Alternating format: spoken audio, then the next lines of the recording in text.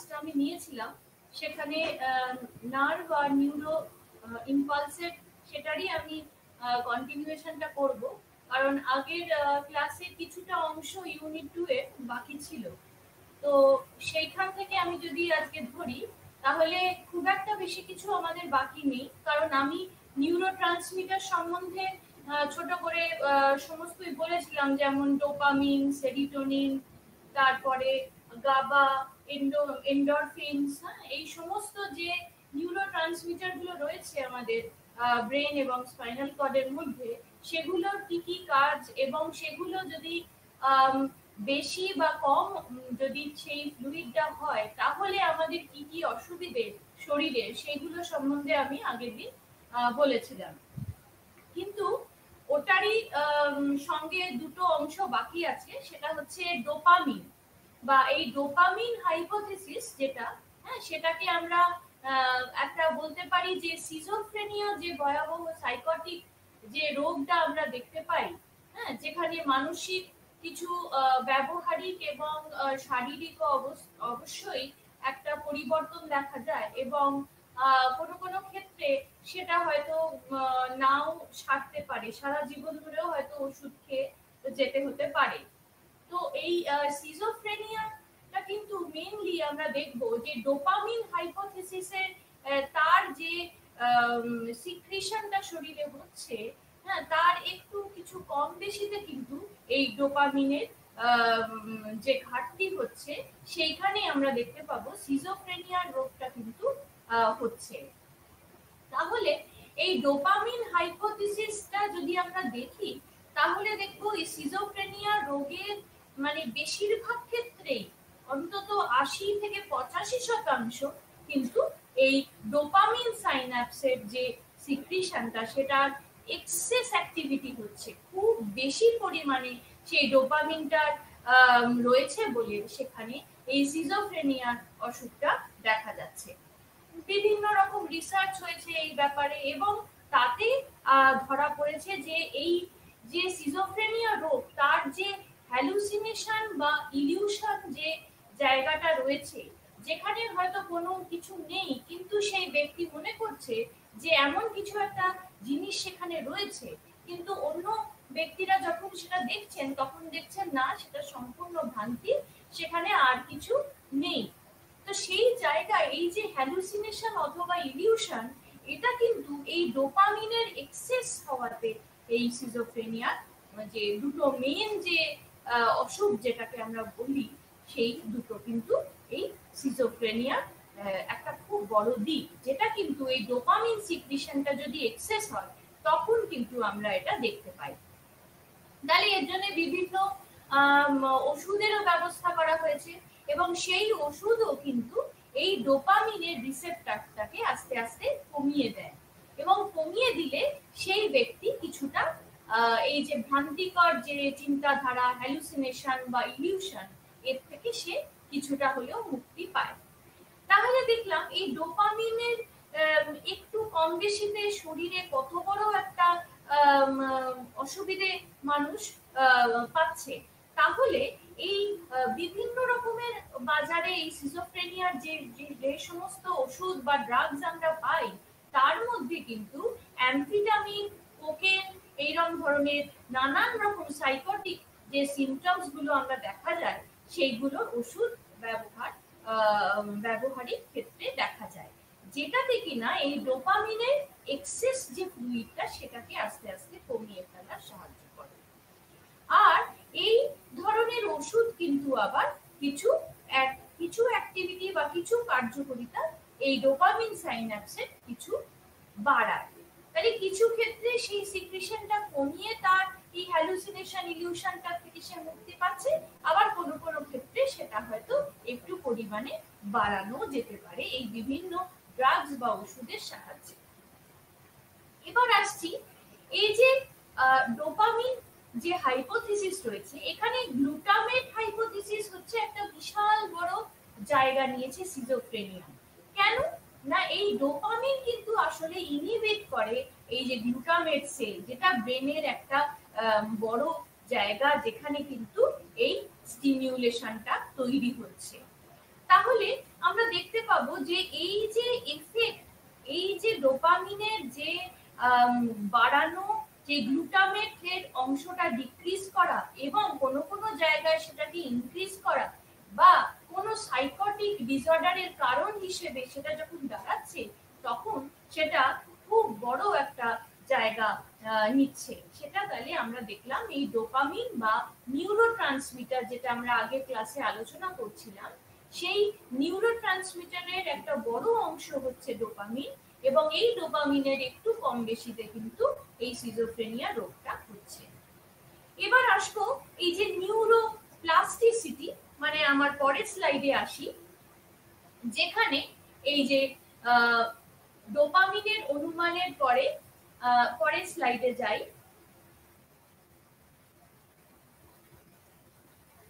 এখানে পরের স্লাইড হচ্ছে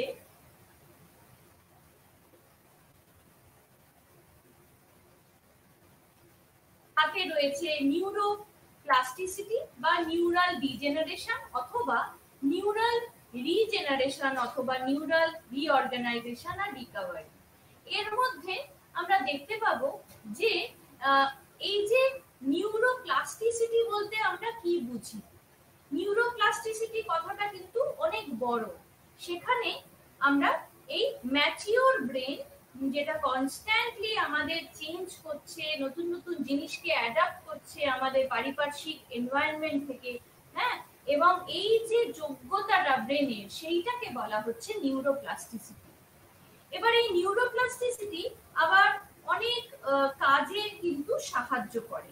যেমন একটা আমাদের মস্তিষ্ক, তার কিন্তু সবসময় একটা চেঞ্জিং স্টেটে রয়েছে, নতুন কিছু শিখছি, পরবর্তীকালে আবার নতুন কিছু দিয়ে আর অন্য কাউকে শেখাচ্ছি, এরকম ধরনের অনেক কাজের মাধ্যমে কিন্তু আমাদের ব্রেন সম্পূর্ণ গতিশীল, যেখানে নতুন নতুন জিনিস সাহায্য বা জিনিস শিখে আমরা নতুন কিছু করতে এগোচ্ছি বা অগ্রসর হচ্ছি।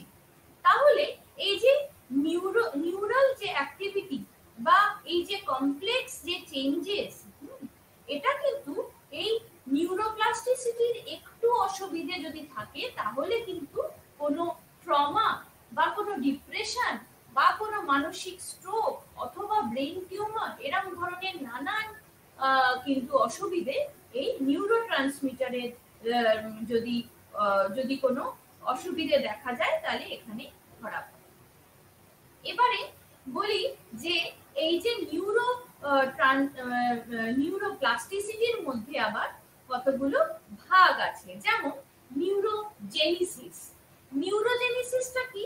সেখানে যে এই যে গ্রোথ নিউরনস যেটা রয়েছে, নতুন যে নিউরনস গুলো তৈরি হচ্ছে এবং যেগুলো অ্যাডাল্ট ব্রেনে ডিজেনারেট করছে, নতুন নার্ভ সেল তৈরি করছে, সেইগুলো হচ্ছে নিউরোজেনিসিস। এবার আমাদের মস্তিষ্কে হিপ্পোক্যাম্পাস বলে একটা স্থান আছে, যেখানে তার একটা নির্দিষ্ট কাজ হচ্ছে যে এই টেম্পোরাল লোব বা ব্রেনে যে আমাদের স্মৃতি শক্তি, আমাদের পড়াশোনা করে মনে রাখার যে ক্ষমতা, তারপর আমাদের ইমোশন বা হাসি, কান্না, দুঃখ, আবেগ অথবা আমাদের মুড, এইগুলো সমস্ত কিন্তু এই হিপ্পোক্যাম্পাস চালনা করছে। এবং এগুলো কিন্তু অবশ্যই এই নিউরোজেনেসিসের বা নতুন ধরনের যে নিউরন গুলো তৈরি হচ্ছে, গ্রোথ নিউরনস, সেগুলো সাহায্যে। এবার আসি অলফ্যাক্টরি বাল্বস। এবার অলফ্যাক্টরি মানে হচ্ছে যে যেগুলো প্রথম ক্রেনিয়াল নার্ভস আছে আমাদের, যেমন এই যে অ্যামিগডেলা বা কর্টেক্স, পেরিফর্ম কর্টেক্স বা অ্যামিগডেলা, এই দুটো ব্রেনের দুটো অংশ, এবং এখানে কিন্তু এই অলফ্যাক্টরি বাল্ব আছে, যেগুলো হচ্ছে প্রথম বা ফার্স্ট ক্রেনিয়াল নার্ভস হিসেবে চিহ্নিত।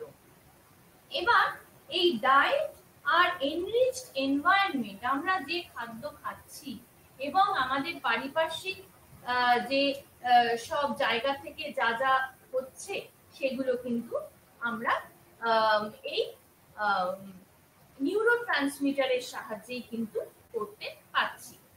তাহলে সেক্ষেত্রে আমরা দেখব যে এই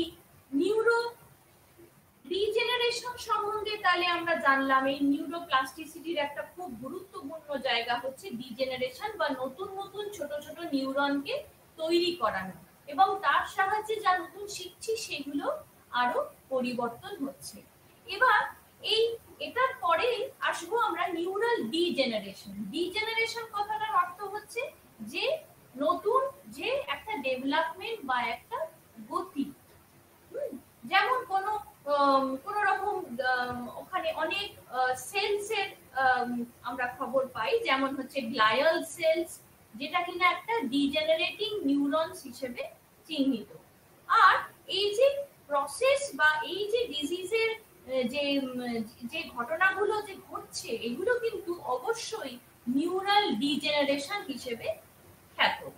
আর আমাদের সাইন্যাপস আমরা যখন পড়লাম, আমরা নিউরন পড়লাম, সেখানে দেখলাম অ্যাকশন যখন ব্রেক হচ্ছে তখন সেই পয়েন্টটাকে বা কোথা দিয়ে হচ্ছে সেই টার্মিনাল বাটনস, যেগুলো ছোট্ট ছোট্ট গোল গোল বাটনস আমি আগের দিন দেখিয়েছিলাম, সেইগুলো কিছু কিন্তু এই ডিজেনারেশনের কাজ করছে।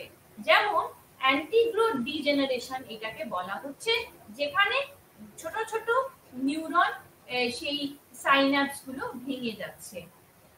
আর এই ব্রেকের জন্য নানান রকম তার নাম দেওয়া হয়েছে, যেখানে আরেকটা নাম হচ্ছে রেট্রোগ্রেড ডিজেনারেশন। তাইলে আমরা এই নিউরাল ডিজেনারেশন সম্বন্ধেও জানলাম এবং রিজেনারেশনও জানলাম। এবার হচ্ছে যে নিউরাল রিজেনারেশন মানে এই যে সেন্ট্রাল নার্ভাস সিস্টেম, তার মানে হচ্ছে কেন্দ্রীয় যে স্নায়ুতন্ত্র, সেটাকে যে চালনা করছে এবং তার দ্বারা যা যা জিনিস ঘটছে, যেমন তারপরেই আসছে পেরিফেরাল নার্ভাস সিস্টেম, অথবা আমরা বাংলায় বলতে পারি প্রান্তিক স্নায়ুতন্ত্র। তো এই দুটোর সঙ্গে কিভাবে একসাথে কাজ করে এই যে নিউরাল রিজেনারেশন তৈরি হচ্ছে, সেটা একটা খুব গুরুত্বপূর্ণ অংশ। এবার আসছি সেই এই রিজেনারেশন হচ্ছে যে জায়গাটা, সেটা মোটামুটি প্রথম এই যে সেন্ট্রাল নার্ভাস সিস্টেম বা পেরিফেরাল নার্ভাস সিস্টেম, এই দুটোর যে যোগসূত্র, সেইখানে কিন্তু এই নিউরাল রিজেনারেশনটা তৈরি হচ্ছে।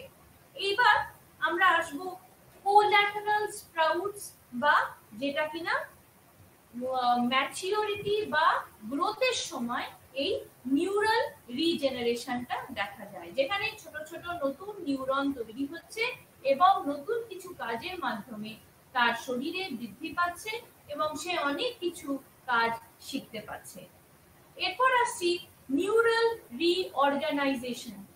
রিঅর্গানাইজেশন মানে হচ্ছে এখানে এটার জন্য বহু ল্যাবরেটরি বহু রিসার্চ হয়েছিল অ্যানিমালদের ওপরে, এবং তার মাধ্যমে দেখা গেছে যে যদি কোনো অংশ মস্তিষ্কের ড্যামেজ হয়ে যায়, তাহলে তার যে সেন্সারি মানে চোখ, নাক, কান, স্পর্শ এবং তার যে চলাফেরা ক্ষমতা, সেইগুলো কিভাবে ড্যামেজ হয়ে যায় বা খারাপ হয়ে যায়।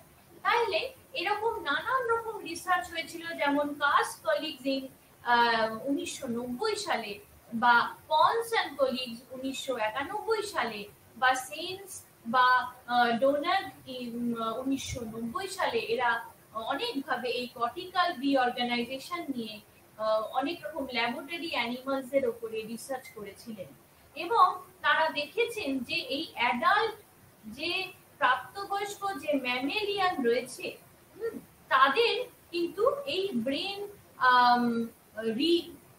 রিঅর্গানাইজেশনটা হচ্ছে, এবং সেটা কিন্তু এই প্রাইমারি মোটর বা সেন্সারি ফাংশন গুলোকেই, যেমন চোখ, কান, নাক, ত্বক, জিহ্বা, এই সমস্ত কিছুগুলোকে আমরা এই বিভিন্ন রিসার্চের মাধ্যমে সেটা দেখতে পাই। এবার আসছে রিকভারি। রিকভারি মানে কিভাবে আবার ড্যামেজ থেকে সেটা ঠিক করা যায়।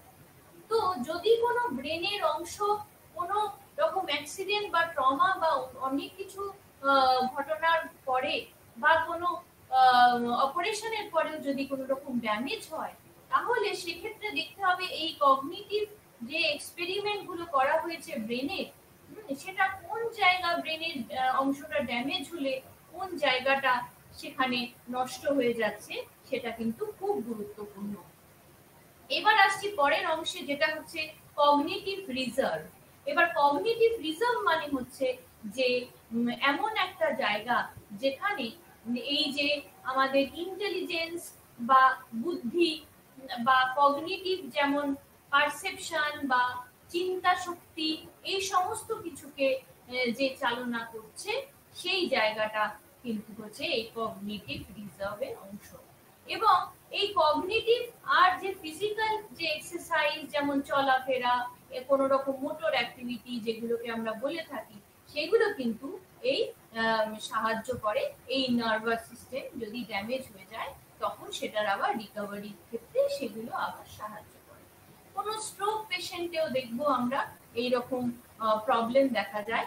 এবং এই কগনিটিভ রিজার্ভ কিন্তু এক্সপ্লেন যা বলতে চাই সেগুলো মোটামুটি এই নানান রকম রিসার্চের মাধ্যমে, যেমন 2008-এ একটা রিসার্চ হয়েছিল, ক্যাপেল, হ্যাঁ, তিনি বলেছিলেন যে এই নিউরোপ্লাস্টিসিটি বা নিউরো সায়েন্টিস্ট, হ্যাঁ, এরা কিন্তু নানান রকমের নিউরোপ্ল্যান্টেশন করে অ্যানিমালের ব্রেনের কোনো অংশকে তুলে বা সেটা ড্যামেজ হয়ে গেছে বলে সেই অংশটাকে বাদ দিয়ে, হ্যাঁ, দেখতে পায় যে, বা ডোপামিন সেল ট্রিটমেন্ট করে যদি পার্কিনসন ডিজিজ থাকে কোনো পেশেন্টের, তাকে কিভাবে সুস্থ করা হয় সেটাও কিন্তু এই রিকভারি স্টেজে নানান রকম রিসার্চের মাধ্যমে করে থাকে।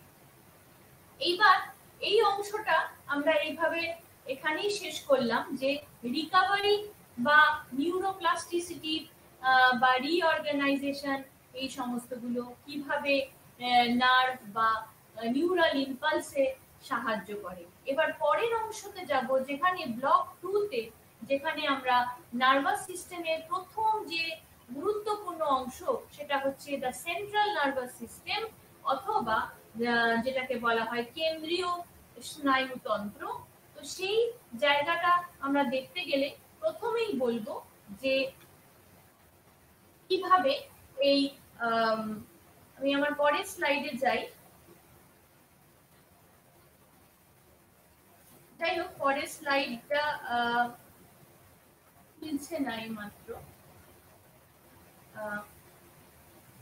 হ্যাঁ, তো নিউরোপ্লাস্টিসিটি এসছে, তারপর এসছে সেন্ট্রাল নার্ভাস সিস্টেম। যেটা আমি বলছিলাম যে কেন্দ্রীয় স্নায়ুতন্ত্র, এটা খুব গুরুত্বপূর্ণ অংশ, কেননা আমরা যখন এরপরে ব্রেন করব তখন দেখব যে কিভাবে এই সেন্ট্রাল নার্ভাস সিস্টেম বা স্নায়ুতন্ত্র কিভাবে প্রত্যেকটা অংশকে সাহায্য করছে। আমি পরের স্লাইডে চলে যাই, কেননা এখানে একটা ডায়াগ্রাম আছে। এই ডায়াগ্রামের দ্বারা আমি তোমাদের বোঝাবো যে কিভাবে সেন্ট্রাল নার্ভাস সিস্টেম আর পেরিফেরাল নার্ভাস সিস্টেমে কি কি জিনিস আছে। এবার বলি সেন্ট্রাল নার্ভাস সিস্টেম, এটা কিন্তু প্রথমত মস্তিষ্ক আর মেরুদণ্ড, আর এটা কিন্তু লেখা রয়েছে যে কন্টেইনস রিলে নিউরনস বা ইন্টারনিউরনস, মানে একটার সঙ্গে অন্য নিউরনের যে যোগসূত্র বা মাঝামাঝি যে নিউরনগুলো, সেইগুলো সমস্ত কিন্তু এই ব্রেন বা স্পাইনাল কর্ডে আছে।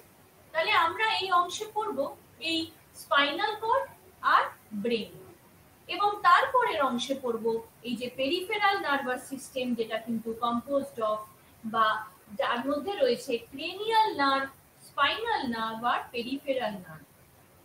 এবং এর নিউরনগুলো কিরকম ধরনের আমরা আগেও পড়েছি, সেটা হচ্ছে সেন্সরি নিউরন বা মোটর নিউরন। তাহলে এই যে মেজর যে একটা দুটো ভাগ দেখতে পাচ্ছি এই নার্ভাস সিস্টেমে, সেটা হচ্ছে কি, যে একটা হচ্ছে দ্য সেন্ট্রাল নার্ভাস সিস্টেম আর একটা হচ্ছে পেরিফেরাল নার্ভাস সিস্টেম। এবার এই দুটো ভাগ সম্পূর্ণ আলাদাভাবে এই স্লাইডে আমি দিয়েছি। এর পরের স্লাইডে আমি যাব, যেখানে আমি এই কেন্দ্রীয় স্নায়ুতন্ত্রের মধ্যে কি কি ভাগ রয়েছে, যেমন মস্তিষ্ক আর মেরুদণ্ড, সেইগুলোকে আমি বোঝাবার চেষ্টা করব। আচ্ছা, তার আগে একটা ছোট্ট করে বলে রাখি যে এই সেন্ট্রাল নার্ভাস সিস্টেম কিন্তু মস্তিষ্ক আর স্পাইনাল কর্ড যেটা আমরা দেখলাম, কিন্তু যদি কোনো জায়গায় কোনো রকম ড্যামেজ বা কোনো রকম দুর্ঘটনার ফলে কোনো কিছু অবস্থায় পরিণত হয়, তাহলে কিন্তু দেখতে পাবো সেই ব্যক্তির হাঁটা চলার অসুবিধে হতে পারে, তার ব্যবহারিক দিক থেকে অসুবিধে হতে পারে, সে চিনতে না পারতে পারে, সে পুরনো জিনিস হয়তো মনে রাখতে না পারে। তো এইরকম ধরনের অনেক রকম অসুবিধে সে তার মুখোমুখি হতে পারে। এবার হচ্ছে এই যে পিএনএস বা পেরিফেরাল নার্ভাস সিস্টেম, এটাকেও আমরা আবার কিছু ভাগে ভাগ করে থাকি। যেমন হচ্ছে সেটা হচ্ছে দ্য সোম্যাটিক নার্ভাস সিস্টেম বা সেটাকে এসএনএস বলা হয়, এবং দ্য অটোনমিক নার্ভাস সিস্টেম অথবা সেটাকে এএনএস বলা হয়। এবার এর কিছু আবার আলাদা করে ফাংশনস আমি বা ব্যবহারিক দিক থেকে এদের কি কার্যকারিতা সেগুলো আমি পরের স্লাইডে দেখাবো। এবার প্রান্তিক স্নায়ুতন্ত্র দুই ভাগে আবার বিভক্ত করা যায়, যেটা আমি একটু আগে বললাম। সেটা হচ্ছে কি যে সোম্যাটিক নার্ভাস সিস্টেম অথবা স্বায়ত্ত শাসিত নার্ভাস সিস্টেম। এবার দুটোকেই আমরা একটুখানি দেখি ভালো করে। প্রথম আমি দেখলাম যে সেন্ট্রাল নার্ভাস সিস্টেমে রয়েছে ব্রেন, রয়েছে স্পাইনাল কর্ড, আর পেরিফেরাল নার্ভাস সিস্টেমে রয়েছে কি যে পেরিফেরাল নার্ভ, আর রয়েছে কমিউনিকেশন হচ্ছে কিসের সঙ্গে না সেন্ট্রাল নার্ভাস সিস্টেমের সঙ্গে দেহের নানান জায়গাকার, যেমন চোখ, নাক, হাত, মাসলস, হ্যাঁ, এই হার্ট ইত্যাদি ইত্যাদি। আর এই পেরিফেরাল নার্ভাস সিস্টেমকেও আবার আমরা দুভাগে ভাগ করছি। একটা হচ্ছে সেন্সরি বা অ্যাফারেন্ট ডিভিশন, আর একটা হচ্ছে মোটর বা ইফারেন্ট ডিভিশন। এবার এই মোটর বা চলাফেরার যে ক্ষমতা বা আমরা যে এক জায়গা থেকে আরেক জায়গায় সরবার যে ক্ষমতা, সেটাকেই আমরা মোটর বা ইফারেন্ট ডিভিশন বলে থাকি, এবং সেটা মোটামুটি এই সেন্ট্রাল নার্ভাস সিস্টেমে কার্যকরিতায় চলে। এবার এই মোটর বা ইফারেন্ট ডিভিশনকে আবার দুই ভাগে আমরা ভাগ করতে পারি। এক হচ্ছে অটোনমিক নার্ভাস সিস্টেম বা এএনএস, আরেক হচ্ছে দ্য সোম্যাটিক নার্ভাস সিস্টেম বা এসএনএস। এবার অটোনমিক নার্ভাস সিস্টেম এটা মোটামুটি ইনভলেন্টারি রেসপন্স, মানে যেটা আমাদের নিজেদের ইচ্ছে অনুযায়ী আমরা যেটাকে কন্ট্রোল করতে পারি না, সেটাকে ইনভলেন্টারি বলা হয়। এবং সোম্যাটিক নার্ভাস সিস্টেম সেটা হচ্ছে ভলেন্টারি। যেমন আমরা হার্টের চলাফেরাটা কি নিজেরা বন্ধ করতে পারি? পারি না। কিন্তু আমরা সহজেই চোখের পাতাটা নিজেরা যদি ঝড় আসে বা ধুলো আসে সঙ্গে সঙ্গে বন্ধ করতে পারি। তাহলে এটাই হচ্ছে ভলেন্টারি আর ইনভলেন্টারি পার্থক্য। এবার দেখবো অটোনমিক নার্ভাস সিস্টেমকে আবার আমরা দুভাগে ভাগ করি। কি কি? এক হচ্ছে সিম্প্যাথেটিক ডিভিশন, আর এক হচ্ছে প্যারাসিম্প্যাথেটিক ডিভিশন। এবার সিম্প্যাথেটিক ডিভিশনসে হচ্ছে এটা মোটামুটি সমস্ত যে বডি সিস্টেম গুলো রয়েছে, যেমন হার্ট চলছে, স্প্লিন কাজ করছে, লিভারের কাজ হচ্ছে, স্টমাক হচ্ছে, কিডনির কাজ হচ্ছে, সমস্ত রকম যে সিস্টেম গুলো চলছে সেগুলো চালনা করে এই সিম্প্যাথেটিক ডিভিশন।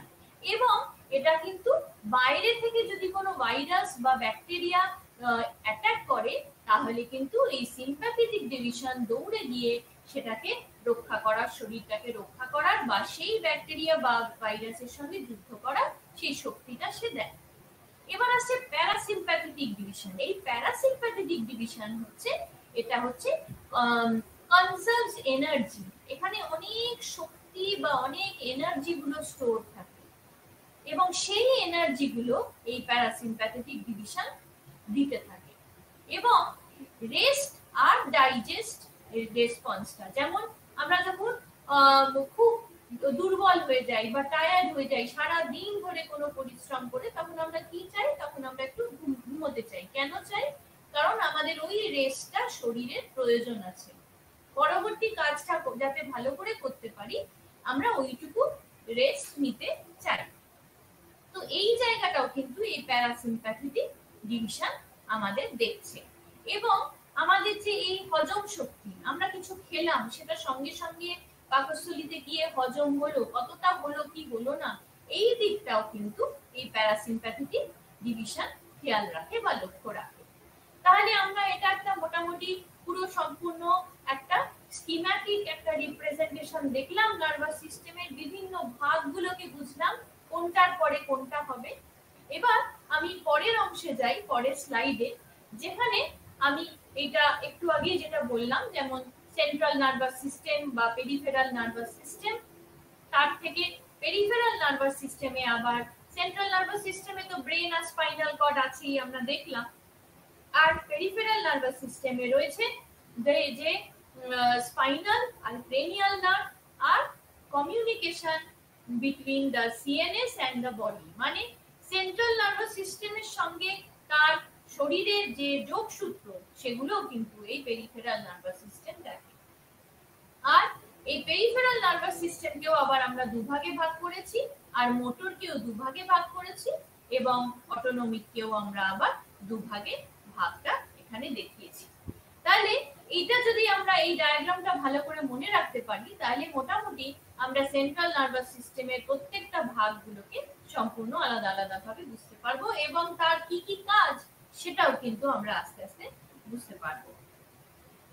এবার আসছি পরের অংশে, যেখানে এই যে কেন্দ্রীয় স্নায়ু মাথার যে খুলি মেরুদণ্ডের মধ্যে যেটা অবস্থিত, সেই জায়গাটা আমি এখানে বোঝাবার চেষ্টা করেছি।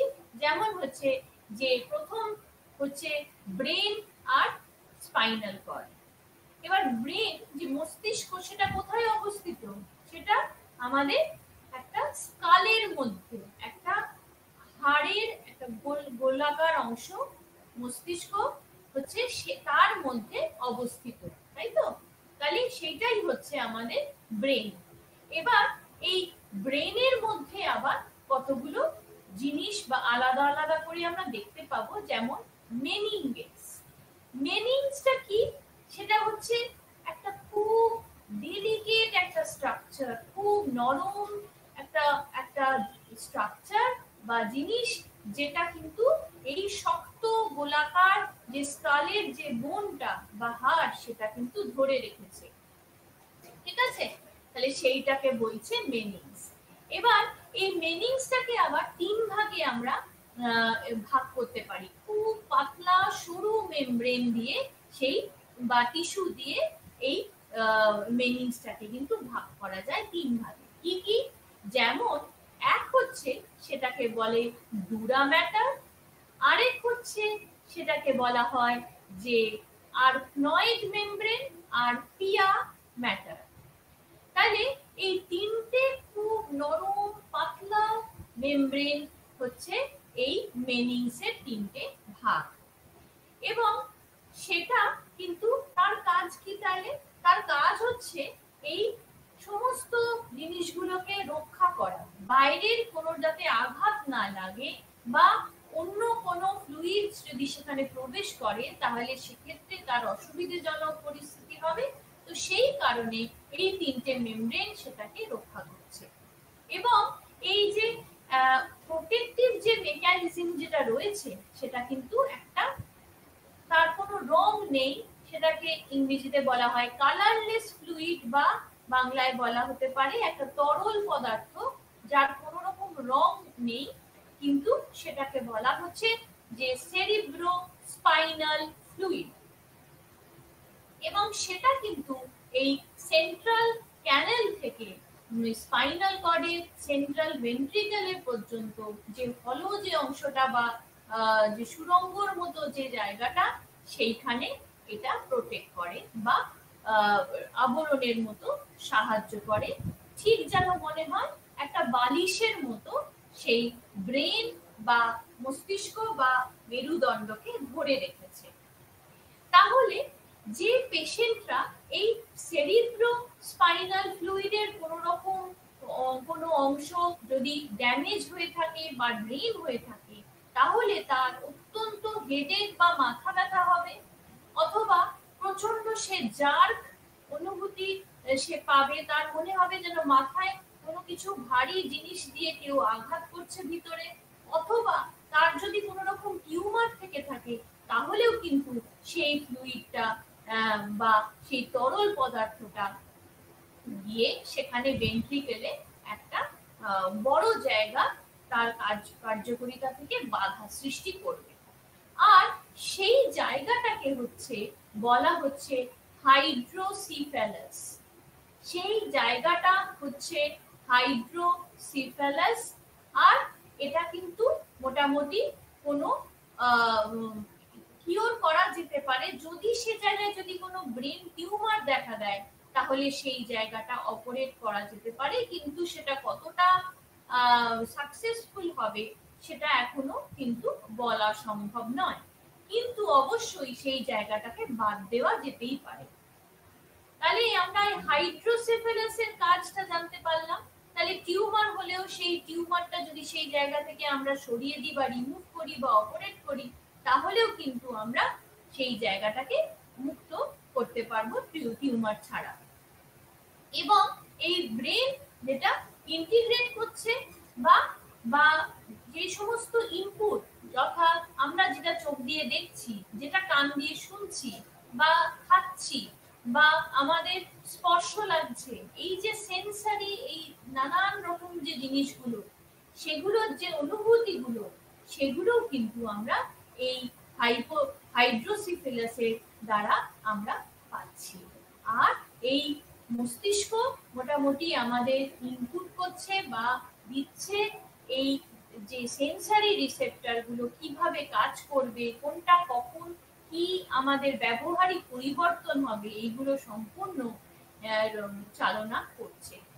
এবং এটা একটা কমপ্লেক্স ফাংশন, যেখানে অনেক রকম যেমন হার্ট রেট হতে পারে, অথবা নিঃশ্বাসের যে নিঃশ্বাস নেওয়া বা ছাড়া, বা ফুসফুসের কার্যকারিতা, অথবা আমাদের সচেতন অবচেতন এই যে মনের যে জায়গাগুলো, অথবা যে কগনিটিভ ফাংশন যেটা আমি বলেছিলাম, স্মৃতিশক্তি, চিন্তা শক্তি, এই সমস্ত পারসেপশন, অনুভূতি, হ্যাঁ, এইগুলোও কিন্তু খুব ধরে এইগুলোর কার্যকারিতা রয়েছে। তাহলে সেক্ষেত্রে আমরা বলতেই পারি এটা একটা খুব বড় কমপ্লেক্স একটা তার ফাংশন বা কার্যকারিতা, যেটা এতগুলো কাজকে সেটা ধরে রেখেছে। আর এই যে স্পাইনাল কর্ড যেটা রয়েছে, মেরুদণ্ড, তার মধ্যেও কিন্তু এই স্পাইনাল কলামসেও এই ফ্লুইডটা নিচে তার সঙ্গে চলছে, এবং আমাদের সমস্ত মেসেজগুলো তারই মাধ্যমে পাস করছে।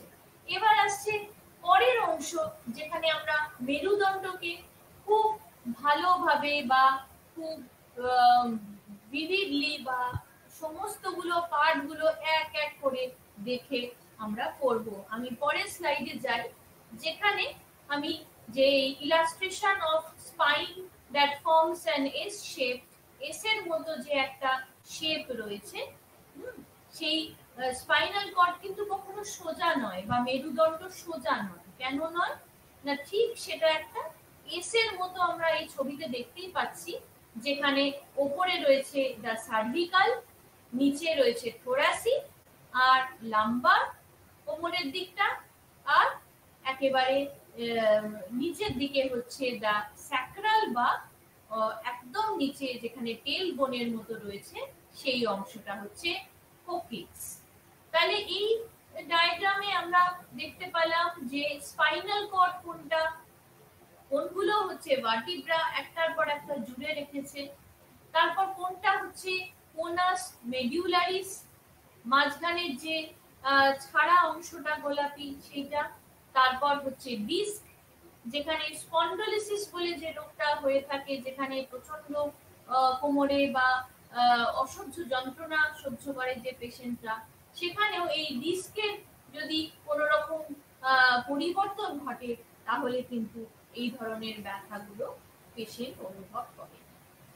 আচ্ছা, এই ফিগারের পাশেই আরেকটা ফিগার আমি দেখেছি, যেখানে সার্ভিকাল কার্ভটা রয়েছে, বা আমাদের গলাটা কিন্তু সোজা নয় বা একটু বেঁকা, তো সেই তাই জন্যে এটাকে কার্ভ বলা হয়। এবং থোরাসিক কার্ভ সেটা আবার একটুখানি একটা কনকেভ বা একটা কনভেক্স, সেটা দেখা যাচ্ছে এই ডায়াগ্রাম দিয়ে। আর লাম্বার কার্ভ সেটাও কিন্তু আবার উল্টো দিকে একটা এস এর মতো নিচের অংশটা দেখা যাচ্ছে, সেটাও কিন্তু একটা কার্ভের মতো আমরা দেখতে পাচ্ছি। তাহলে এই ছবিতে আমরা কি কি জিনিস দেখলাম? এক, দেখলাম স্পাইন কিভাবে কিরকম গঠন, সেটা এস এস এর মতো শেপ কেন। আর একটা দেখলাম সেটা 5 ভাগে কি ভাগে ভাগ করা হয়েছে, সেটা একটা সম্পূর্ণ ছবির মাধ্যমে আমরা দেখালাম। আচ্ছা, আরেকটা জিনিস বলে রাখি যে এই যে স্পাইনাল কর্ড বা মেরুদণ্ড, এর কিন্তু দুধারে সমানভাবে যে নার্ভ রয়েছে সেগুলো কিন্তু পেয়ার।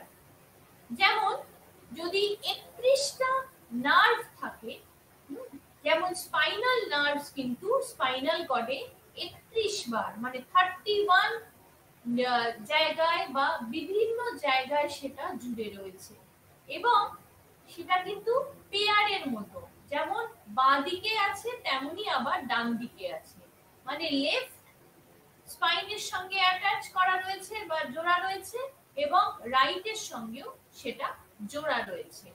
তাহলে সেক্ষেত্রে আমরা পরের অংশতে দেখব যে কিভাবে সেটা বিভিন্ন জায়গায় কাজ করছে। যেমন আমি পরের স্লাইডে যাই, যেখানে মেরুদণ্ড আমাদের 40 সেন্টিমিটার লম্বা, এইটা রিসার্চের মাধ্যমে পাওয়া গেছে, এবং 31 বিভিন্ন মেরুদণ্ড রয়েছে, যেটা আমি একটু আগে বললাম যে 31 বা 31টা বিভিন্ন মেরুদণ্ড আমাদের লেফট এবং রাইটে ভাগ করে করে রয়েছে। তো এইটা প্রথমত গেল। তারপরে আসছে, তাহলে প্রথম হচ্ছে 40 থেকে 45 সেন্টিমিটার লম্বা হচ্ছে মেরুদণ্ড, তারপরে 31টি বিভিন্ন মেরুদণ্ড রয়েছে, আর দুটো গ্রোভস রয়েছে। কি কি? এক হচ্ছে অগ্রগতি আর এক হচ্ছে মধ্যবর্তী ফিশার। এবার দেখবো আমরা যে সেগুলোকে আলাদাভাবে আমরা কিভাবে বলতে পারি। তাহলে বলতে গেলে দেখবো এটাকে ইংরেজিতে বলা হয় অ্যান্টিরিয়ার মিডিয়ান ফিশার, বা সেটাকে যদি আমি বাংলা করি তাহলে হবে অগ্রগতি বা মধ্যবর্তী ফিশার। তো এই দুটো গ্রোভসে কিন্তু আবার এই মেরুদণ্ডকে ভাগ করা যেতে পারে, এবং সেটা হচ্ছে যে এই অ্যান্টিরিয়ার মিডিয়ান ফিশার, সেটা কিন্তু যে মধ্যখানির যে জায়গাটা বা মিডল পোর্শন, সেইটাকে বলা হচ্ছে। আর এই যে পস্টেরিয়ার বা পস্টেরিয়ার মিডিয়াল যে সালকাস, যেটা সেটা হচ্ছে তার বাইরের অংশটা, এবং এই নার্ভ রুট সেটা এই স্পাইনাল কর্ডে এরই মাধ্যমে এসে প্রবেশ করছে। আর যদি ডরসাল দিকটা আমরা দেখি নার্ভ রুটটা, তাহলে দেখব সেখানে সেন্সারি রিসেপ্টর, মানে চোখ, কান, নাক, ত্বক, এই সমস্ত যে সেন্সারি রিসেপ্টর, সেগুলো একে একে একে একে ঢুকছে, এবং দ্য ভেন্ট্রাল নার্ভ রুটে রয়েছে মোটর ইনফরমেশন, মানে হাত পা আমরা যে সমস্ত মুভমেন্ট করছি সেই যে ইনফরমেশন গুলো, তার রিসেপ্টর গুলো একে একে সেখানে প্রবেশ করছে। এবার আমি যদি সেটা ক্রস সেকশনাল একটা যদি ছবি তুলি বা ছবি দেখি স্পাইনাল কর্ডের, সেখানে দেখবো এটা দুটো ভাগ আছে, একটা হচ্ছে কি গ্রে ম্যাটার, আরেকটা হচ্ছে হোয়াইট ম্যাটার। গ্রে অর্থাৎ ধূসরের মতো একটা তরল জিনিস, এবং হোয়াইট অর্থাৎ সাদা রঙের একটা ম্যাটার বা তরল জিনিস, এবং সেটা ঠিক যেন ইংরেজি এইচ এর মতো দেখায়। এবং সেটাকে যদি আমরা ক্রস সেকশনাল স্টাডি করি, তাহলে ঠিক দেখব একটা ইংরেজি ক্যাপিটাল এইচ এর মতো সেটা দেখাচ্ছে। আর তার বিভিন্ন চারপাশে কি কি রয়েছে, কিছু মেলিয়ানেটেড অ্যাকশনস রয়েছে। অ্যাকশনস আমরা যখন সাইন্যাপস পড়েছিলাম, আমরা তখন অ্যাকশন কাকে বলে দেখেছিলাম। তো সেই অ্যাকশন গুলোকে আমরা তার চারপাশে অবস্থিত হতে দেখি। তারপর আমরা আসছি যে এই যে ফাংশন বা স্পাইনাল কর্ডের কি কি কাজ, কি কি কাজ বলতে গেলে দেখব পরের স্লাইডে। যেমন প্রস্থচ্ছেদ করলে মেরুদণ্ডের ভিতরে দুই ধরনের জিনিস দেখা যায়, যেটা আমি একটু আগে বললাম যে ধূসর ব্যাপার এবং সাদা ব্যাপার, এবং দুটোকেই যেন ঠিক দূর থেকে একটা ইংরেজি ক্যাপিটাল এইচ এর মতো তার আকৃতি, দূর থেকে মনে হবে যেন সেটা একটা ক্যাপিটাল এইচ বসানো রয়েছে। তাহলে এই গেল স্পাইনাল কর্ডের মধ্যে কি কি জিনিস রয়েছে। আমি একবার আবার ছোট করে বলে দিই। স্পাইনাল কর্ডে তাহলে দেখলাম 40 থেকে 45 সেন্টিমিটার সেটা লং বা লম্বা, এবং তার মধ্যে কি কি রয়েছে, 31টা স্পাইনাল নার্ভ রয়েছে বা ক্রেনিয়াল নার্ভসের সঙ্গে সেগুলো যোগসূত্র।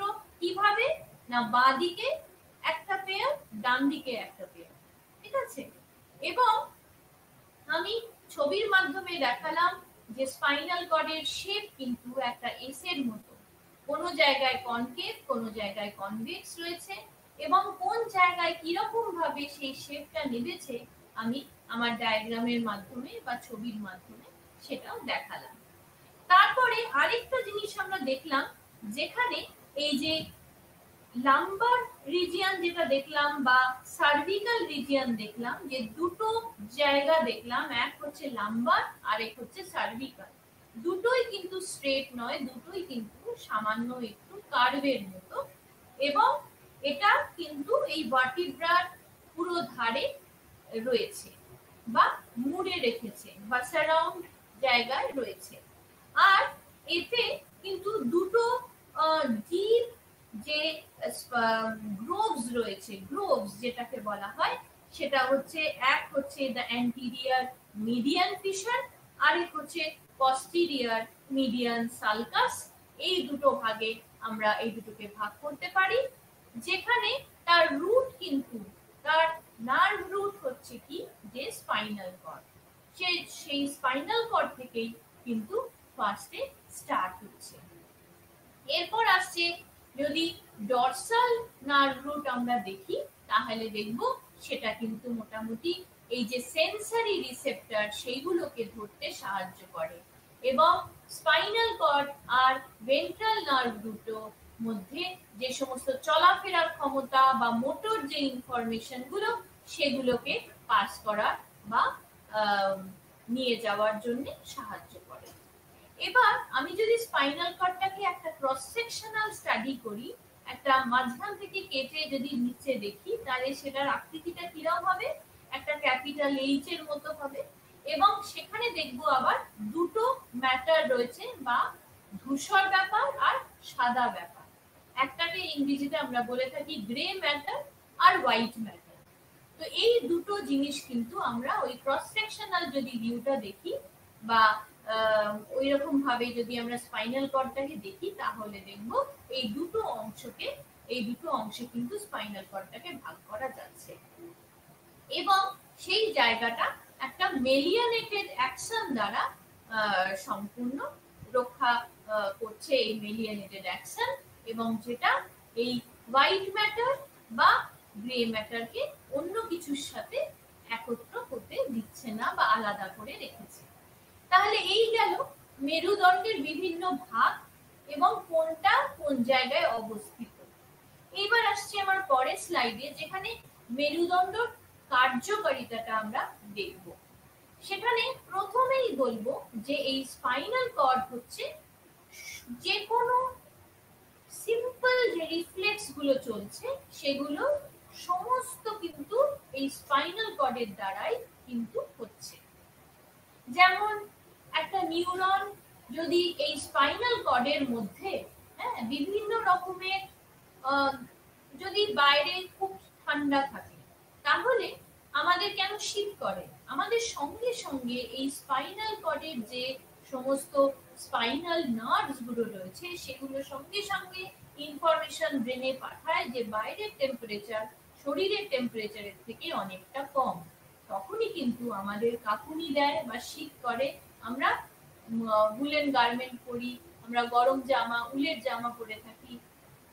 তাহলে দেখতে পাবো এই স্পাইনাল কর্ড কিন্তু সমস্ত শরীরের রিফ্লেক্স গুলোকে ধরে রেখেছে।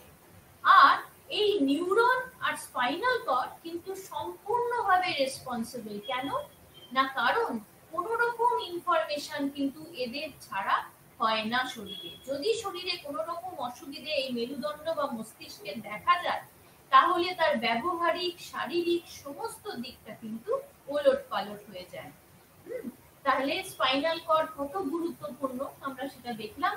এবার আসছে কি যে আরো বিভিন্ন কিছু ভাগ আমরা দেখব, যেমন স্পাইনোথ্যালাসিক ট্র্যাক দেখেছি, তারপর আরোহী ট্র্যাক হিসেবে মেরুদণ্ডের কাজ কি কি সেটা বলবো, যেমন পার্শ্বীয় স্পিনোথ্যালাসিক ট্র্যাক স্পাইনোথ্যালাসিক ট্র্যাক যেটা ব্যথা বা তাপমাত্রা এগুলোকে ধরে রাখতে চেষ্টা করে।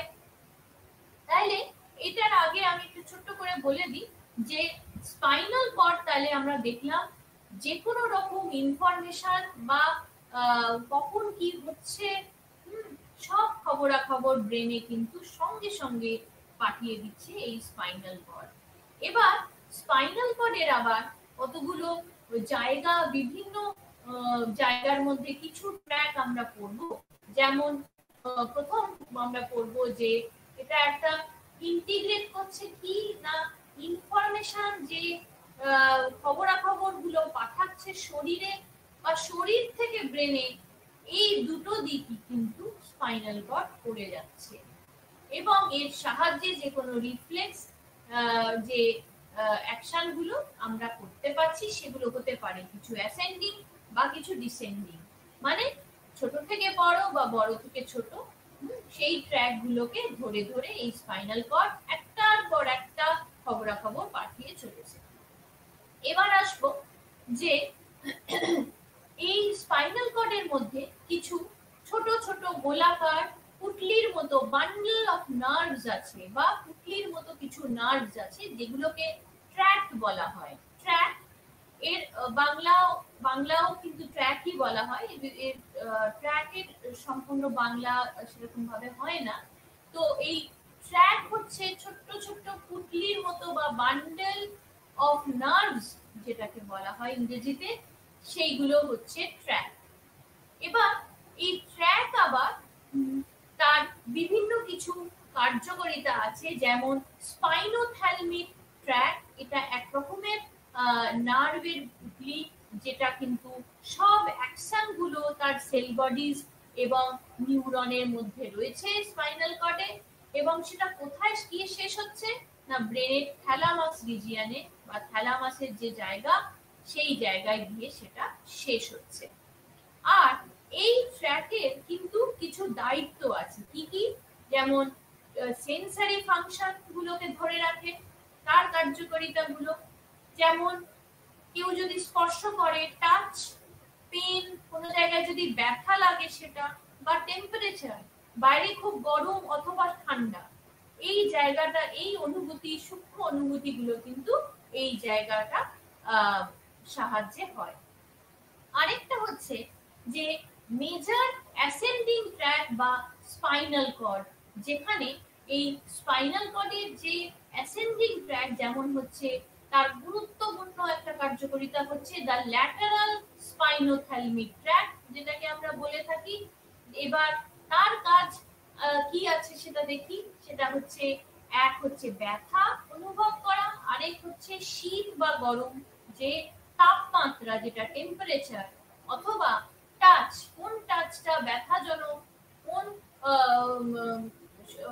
টাচটা ভালো, সেটাকেও কিন্তু এটা এই জায়গাটা আলাদা করে দিচ্ছে। এবং এন্টিরিয়র স্পাইনোথ্যালমিক ট্র্যাক, এটা কিন্তু আসলে একটা ক্রুড টাচ বা কোন রকম প্রেসার বা চাপকে, অনুভূতি গুলোকে সম্পূর্ণ আলাদাভাবে দিচ্ছে। তাহলে কি কি দেখলাম, যে এই স্পাইনোথ্যালমিক ট্র্যাকের কি কাজ এবং সেটা কোথায় গিয়ে থ্যালামাসে গিয়ে শেষ হচ্ছে।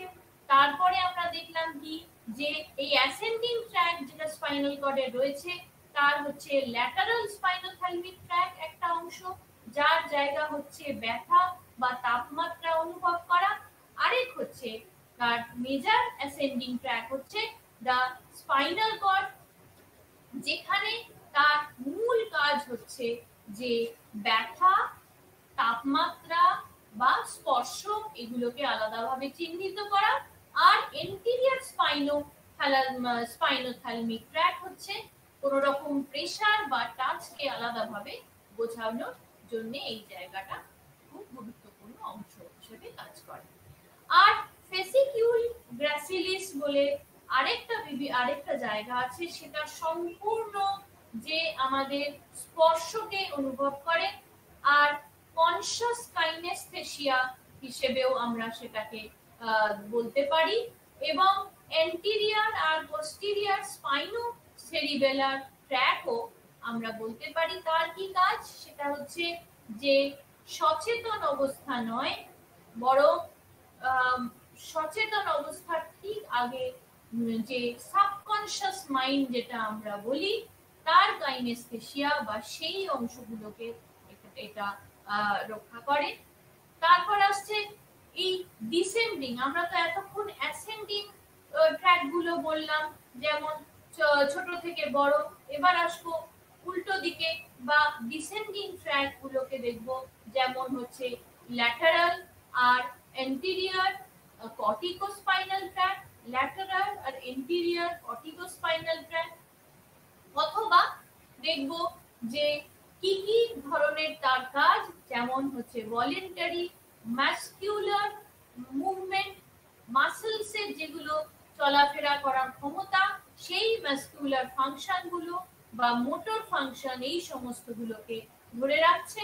আর এই ল্যাটারাল রেটিকিউলো স্পাইনাল ট্র্যাক, এরও কাজ হচ্ছে যে টু ফেসিলিটেট বা এই যে চলাফেরার যে সমস্ত মোটর নিউরনস গুলো আছে, সেগুলো স্কেলিটাল মাসেলসের মধ্যে কিভাবে চলছে, কোনটা কখন কোন সাহায্যে কার সাহায্যে সেটা চলাফেরা করছে, এবং তার মুভমেন্ট গুলো বা তার যে চলাফেরা করার যে ক্ষমতাগুলো কিন্তু সমস্ত এই জায়গা থেকে, স্পাইনাল কর্ডের এই অংশ থেকে আসছে।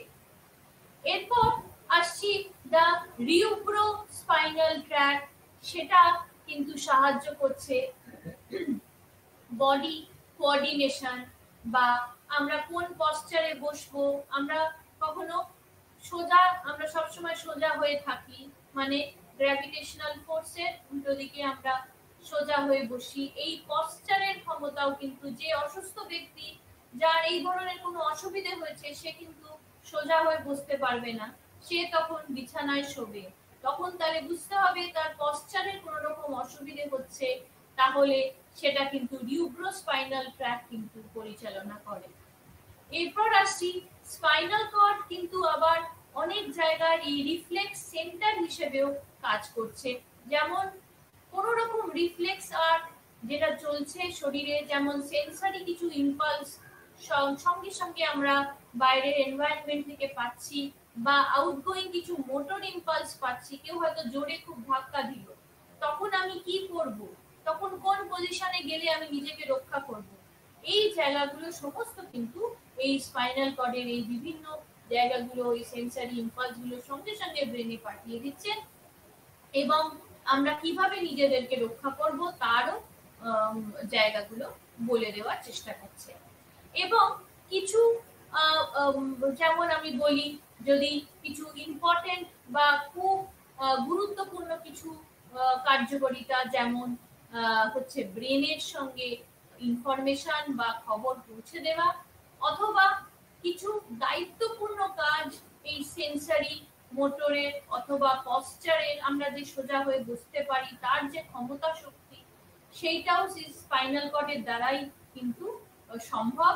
আর যে রিফ্লেক্সেস, যে চট করে কোনো রকম কিছু আঘাত যদি আমাদের লাগে, আমরা কিভাবে নিজেদেরকে বাঁচাবো, কি করব, সঙ্গে সঙ্গে ব্রেনে ইনফরমেশনটা পাঠিয়ে ব্রেন তখন আমাদের শরীরের বিভিন্ন জায়গায় কি বলবে এবং পরবর্তীকালে আমাদের ব্যবহারিক কি পরিবর্তন ঘটবে, সেই সম্পূর্ণ কিছু কিন্তু এই স্পাইনাল কর্ড ঠিক করছে। আর হচ্ছে কি, যে এই যে রিফ্লেক্সেস, যেমন বাইরের যদি তাপমাত্রা অত্যন্ত গরম থাকে, তাহলে কিন্তু সঙ্গে সঙ্গে ব্রেন আমাদেরকে বলবে যে এখন আমাদের কটনের বা সুতির জামা কাপড় পরা উচিত।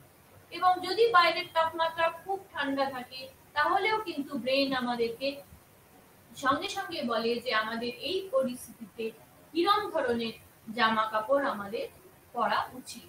তাহলে এই সম্পূর্ণ দিকগুলো কিন্তু স্পাইনাল কর্ড তার এবং ব্রেন একসঙ্গে কাজ করে আমাদের শরীরের সমস্ত যে কাজগুলো হচ্ছে সেগুলো একের পর এক চালনা করে চলেছে। তারপর এই যে এক হলো বললাম পশ্চাৎ, আরেক হলো যে রিফ্লেক্স, যেটা খুব জোরে হাওয়া বা ধুলো এলে আমরা সঙ্গে সঙ্গে কিন্তু চোখের পাতাটা বন্ধ করে দিচ্ছি। কেন দিচ্ছি? যাতে চোখের ভিতরে কোনো রকম ধুলো বা কোনো রকম ডাস্ট পার্টিকেলস বা কোনো কণা যদি ভিতরে ঢুকে তাহলে কিন্তু আমাদের দেখতে অসুবিধে হবে। সেই কারণে আমরা রক্ষা করার জন্য এই রিফ্লেক্স মাসেলস এর সাহায্যে আমরা চোখের পাতাটা বন্ধ করে ফেলছি। বা খুব জোরে আওয়াজ হলে সঙ্গে সঙ্গে কানটাকে বন্ধ করছি। কেন করছি?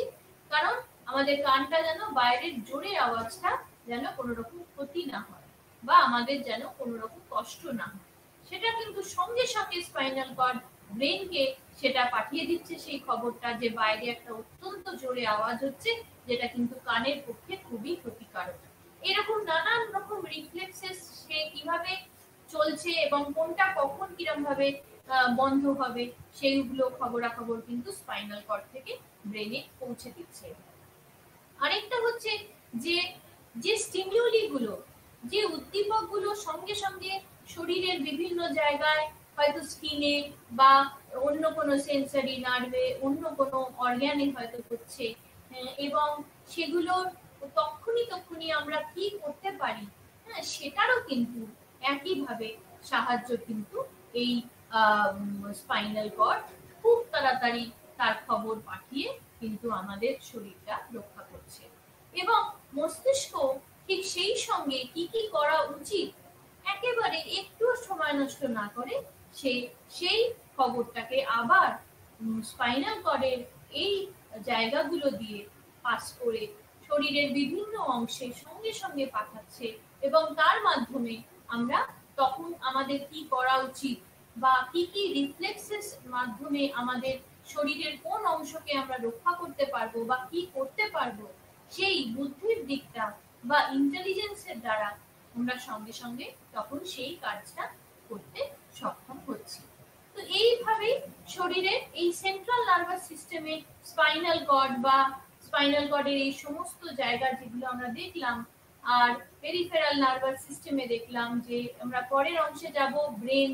পরের ক্লাসে যখন আমরা ব্রেন করব তখন দেখব ব্রেনেরও আবার কতগুলো পার্ট আছে, কতগুলো ভাগে আমরা এই মস্তিষ্ককে ভাগ করতে পারছি এবং কোন অংশ কোন জায়গায় বা কোন সেন্সরি বা কোন মোটর নার্ভগুলোকে আমাদের অ্যাক্টিভেট করছে এবং আমরা কিভাবে আমাদের কাজগুলোকে একের পর এক সম্ভবপর করছি। তাহলে এই অংশটা খুব খুব ইম্পর্টেন্ট বা গুরুত্বপূর্ণ। কেন না সেন্ট্রাল নার্ভাস সিস্টেমের পরীক্ষায় কিন্তু আমরা অনেক রকম প্রশ্ন এই স্পাইনাল কর্ডের কার্যকারিতা বা তার অংশগুলো কি কি বা তার ডায়াগ্রাম দিয়ে বুঝিয়ে দাও, এরকম ধরনের কিন্তু এই স্পাইনাল কর্ডের থেকে আমরা প্রশ্ন পাই। এবং যখন ব্রেন করব তখন দেখব যে এই স্পাইনাল কর্ডের কাজ কিভাবে ব্রেনের কাজের সঙ্গে কিভাবে এমনভাবে জড়িত বা যুক্ত। তাহলে আমরা এই জিনিসগুলো একের পর এক দেখলাম, যেখানে স্পাইনাল কর্ড তার বিভিন্ন যে জায়গাগুলো সেন্সরি অ্যাফারেন্ট ডিভিশনগুলো দেখলাম, মোটর ইফারেন্ট ডিভিশনগুলো দেখলাম, তাছাড়া দেখলাম সিম্প্যাথেটিক ডিভিশন বা প্যারাসিম্প্যাথেটিক ডিভিশন, সেখানেও কি কি ভাগে ভাগ করা হয়েছে এবং মস্তিষ্কের সাথে কিভাবে এই স্পাইনাল কর্ড বা মেরুদণ্ডের যে যোগসূত্র এবং তার দ্বারা এই যে রিফ্লেক্স অ্যাকশন গুলো একের পর এক ঘটে চলেছে সেগুলো কিভাবে সম্ভবপর হচ্ছে। তো এইভাবে আমরা আজকে নানান জায়গাগুলো পড়লাম। তার মধ্যে আমরা আগের ক্লাসের যে অংশটা পড়েছি, যেটা নার্ভ বা নিউরাল ইম্পালসেস যে চ্যাপ্টারটা বা ইউনিট 2, যেটা ইউনিট 3, এটা হচ্ছে ব্লক 2 যেটা নার্ভাস সিস্টেম। তার মধ্যে আমরা প্রথমেই পড়লাম সেন্ট্রাল নার্ভাস সিস্টেম এবং সেন্ট্রাল নার্ভাস সিস্টেম হচ্ছে ব্রেন আর স্পাইনাল কর্ড এই দুটোকে নিয়ে। তো প্রথমে আমরা স্পাইনাল কর্ডটা পড়লাম কারণ ব্রেনের প্রত্যেকটা পার্ট অনেক বড় এবং এক একটা পার্ট এবং তার কি কি কার্যকারিতা এবং স্পাইনাল কর্ডের কোন জায়গায় কোনটার সঙ্গে সেটা জড়িত সেটা আমরা পরের দিন পড়ব। ব্রেন পড়তে গেলে মস্তিষ্ক কি কি জিনিস কোন জায়গায় অবস্থিত সেই জায়গাটা, স্পাইনাল কর্ডের কোন জায়গার সাথে যোগসূত্র, সেগুলো আমরা পরের ক্লাসে পড়ব। এবং পরের অংশের আমরা অটোনমিক নার্ভাস সিস্টেম আর পেরিফেরাল নার্ভাস সিস্টেম সেটাও পড়ব এবং সেটা ব্রেনের সঙ্গে কোন জায়গায় যুক্ত এবং মিড ব্রেনের কাজ কি, বা টেলেনসিফেলন বা লিম্বিক সিস্টেমের সঙ্গে থ্যালামাসের বা হাইপোথ্যালামাসের যে যোগসূত্র সেগুলো এক এক করে আমরা দেখব। তাহলে এই স্পাইনাল কর্ড কিন্তু প্রশ্নে খুব বেশি পাওয়া যায় এবং এর কার্যকারিতা কি এবং এই ডায়াগ্রামগুলো কি কি সেগুলো কিন্তু খুব প্রশ্নে আমরা দেখতে পাই। আর তার সঙ্গে ব্রেনের কি সম্পর্ক বা কোনটার সঙ্গে কি যোগসূত্র সেগুলো কিন্তু খুব গুরুত্বপূর্ণ। ঠিক আছে, আজকে আমরা এই পর্যন্তই রাখলাম।